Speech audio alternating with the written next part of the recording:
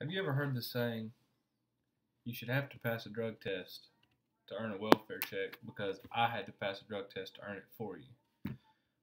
Um, that saying is sort of a joke, but in reality it's not because it is a true statement.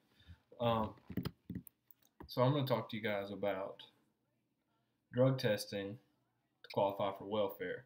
Now, this isn't something that the U.S. government does, and there have been many, many debates about whether it's constitutional or not to drug test for welfare checks because of privacy reasons and things of that nature.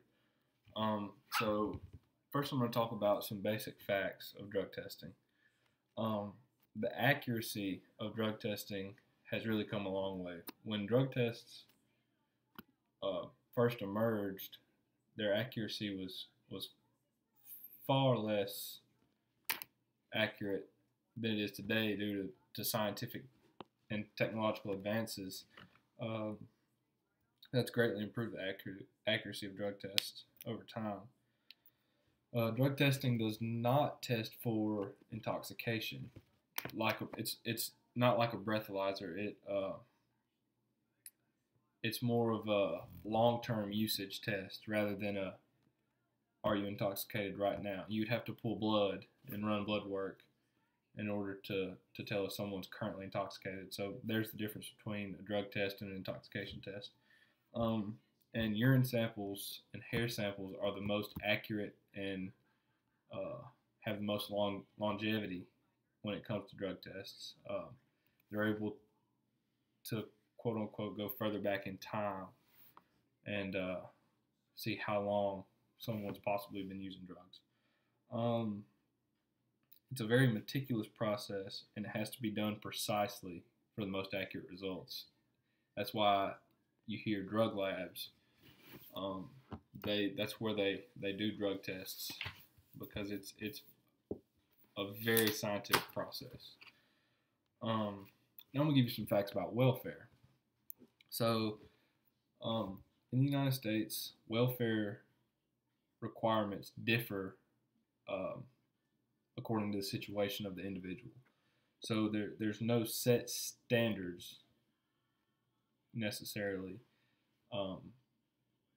that are publicized, that are published to the general public for the general public's use. You can't just go online and see what you need to qualify for welfare. But anyone who applies will be assigned a caseworker, and they will provide aid and acquire and gather some information from the individual in order to determine how much financial aid that they would need.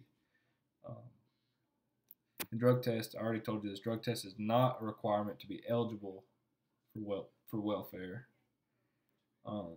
which means someone could file for unemployment due to being terminated for drug abuse or a drug-related issue and draw taxpayer money instead of pursuing another job. So basically a free ride.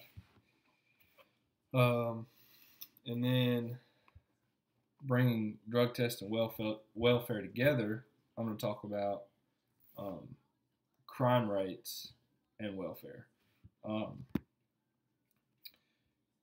In, I believe it was 1995, NAACP released a statement saying, the ready access to a lifetime of welfare and free social service programs is a major contribution factor to the crime problems we face today. And also to strengthen that, research by Dr. June O'Neill and Ann Hill for the U.S. Department of Health and Human Services showed a 50% increase.